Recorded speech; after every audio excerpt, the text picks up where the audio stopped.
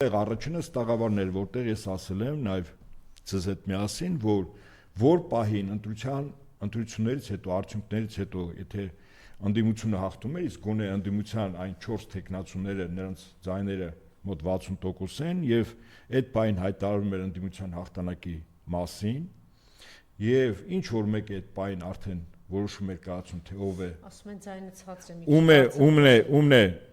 ուրեմն տվել ընդդիմությունը ձայնը, այդ ժամանակ հայրաքաղաքից մի քանի հազար մեքենա գալիս էին մայրաքաղաք, որովհետեւ մայրաքաղաքի բնակիչները իրենց շնորհավորեին եւ ողջունեին այդ հաղթանակը,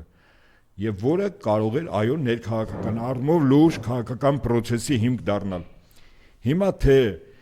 Գյումրիում ով կլինի, ուղղակի փաստը մնում է փաստ, որ այսինքն արձանագրեցինք, որ դա տեղի չունեցավ։ Այո, եւ դա վիժեցվեց։ Ես դա արձանագրում եմ, որ դա վիժեցվել է։ Ողջունում են, մենք էլ ենք ողջունում, որ Մարտուն Գրիգորյանը հայտարարություն տարածեց, վերջապես միացավ եւ մի հատ էլ մեղադրական բան, որ թե ինչի են երկուսը շտապեցին, քիչ առաջ էլ ասեցի, են երկուսը չշտապեցին, բրավո իրենց եւ շատ ճիշտ արեցին, որ շատ արագ արձագանքեցին, առանց որևէ առուծախի,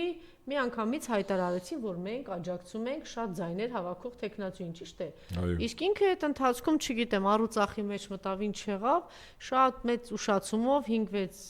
5-6 օր հետո, երբ որ ամբողջ էներգիան պարպվեց, չէ՞, մարեց, մաշեց, ինքը նոր տարածեց։ Անդրանիկ Միհրանյանը շատ ոգևորված ինչ որ բաներ էր ասել, մոտավորապես որ ով ասեց, кто сказал, что Ленин умер, ով ասեց, որ Լենինը մեռել, Լենինը կա։ Այդ մոտավորապես որ Մարտուն Գրիգորյանը տենց շատ հերոսական ինչ որ բան է արել եւ իրենից սկսի չէ, այդպիսի մարդկանց վրա այդպես չեն հենվում։ Կյանքը ցույց տվեց, որ նման մարդիկ ոչ թե սենց սիրտը բան լինելով երկրի արագ process-ի ազատագրվելու, քայլեր անելու գործողությունների, այդ մարդը նստած այնտեղ իրենց մանր-մունր հարցերն էին քննարկում, ճիշտ է։ Կարող ենք այդպես ասել։ Կամ վերևի մարդիկ էին մեծ փոքր ինչ որ հարցեր քննարկում։ Գիտեք, արձանագրենք այսպես, Գյումրիում եթե ընտրությունները արդեն ապրիլ 16-ին որոշվի ընդդիմության ներկայացուցիչով է եւ դա բարեհաջող լուծում ստանա, արձանագրենք ընդհանրապես մեկ իրողություն։ Քաղ պայմանագիրը Գյումրիում պարտվեց։ Ընդհանրապես ոչ ավել ոչ պակաս։ Շատ լավ է, դա արձանագրեցին։ Բայց մենք ասում ենք ինքը 99% հավանականություն կար, որ ընտրության հաջորդ օր, այսինքն մարտի 31-ին այն օրը, որ Փաշինյանը իր մի խումբ դեգեներատների տգետների, թմրամոլների։ Մի խումբ չէ, բոլորը ինչ ունեին այնտեղ էր։ Դե այդ մի խումբ է, այդ մի խումբ էր, այո, մի խումբ։ Քայլեց եւ այդ ժամանակ ես հրապարակավ առաջարկ եմ արել, որ հաղթանակից հետո մենք լսում ենք, ասում են ձայնը շատ լավ է, բայց դուք գրում եք, որ ձայնը մարտի 31-ին մի քանի հազար մեքենա Գյումրիից, հայրաքաղաքից գալիս էին այստեղ եւ մայրաքաղաքի մեր բնակիչները, քաղաքացիները ողջունում են, շնորհավորում են եւ process են սկսում։ Եթե դա չկա, այլևս ընդամենը եթե ապրիլ 16-ին ընդդիմության ներկայացուցիչն է դառնում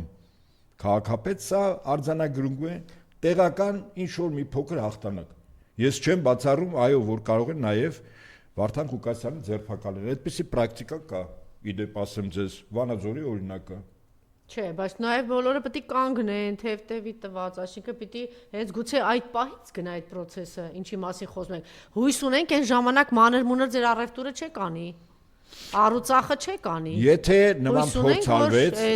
այո, դա շանս է, եթե փորձ արվեց ձերբակալել, այդ նշանակում է, որ ոչ թե տեղում ինչ որ իրավունքի դաշտից պետք է կեցված դրսևորել, այլ այն ինչ ես առաջարկել եմ, ոչ թե ես եմ առաջարկել, դրա համար եմ ասում։ Դա միակ լուծումն է, մի քանի հազար մեքենա Գյումրիից գալիս են Երևան, որովհետեւ մենք այդ հաղթանակը շնորհավորենք հաղթող